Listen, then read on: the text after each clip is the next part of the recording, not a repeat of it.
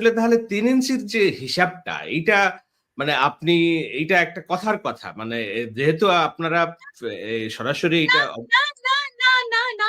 উনি মাস্টারবেট করতে, করতে আমাকে ছবি তুলে পাঠাচ্ছেন।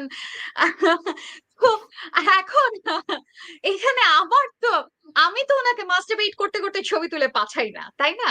এখন এটা উনার এই যে বললাম শুধুমাত্র এই জায়গা থেকে আপনি বুঝতে পারেন একটা মানুষের চরিত্র যে উনাকে শুধুমাত্র আধা ইঞ্চি প্রশংসা আপনি করবেন, উনি আপনাকে ৩ ইঞ্চি দেখায় দিবেন। এখন ঘটনা হচ্ছে পিনাকি পিনাকি ভট্টাচার্য ভট্টাচার্য কার পারপাস সার্ভ করেন?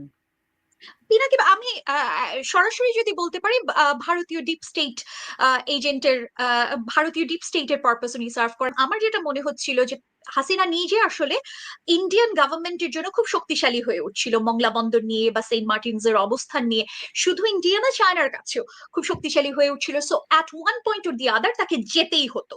তো এখানে যখন আমরা জুলাই অভ্যুত্থানের কথা বলি যে আমরা ছাত্ররা তাদেরকে ফেলে দিয়েছি বা আমরা অ্যাক্টিভিস্টরা অনেক বড় বড় কাজ করে ফেলেছি, উইচ ইজ ট্রু, এটা একটা পার্ট। এটার সাথে আরো অনেকগুলো পার্ট আছে, যেটার মধ্যে একটা হচ্ছে যে অন্যান্য আরো 4টা রাষ্ট্রের ইনক্লুডিং ইন্ডিয়া তাদের এখানে একটা ভেস্টেড ইন্টারেস্ট ছিল।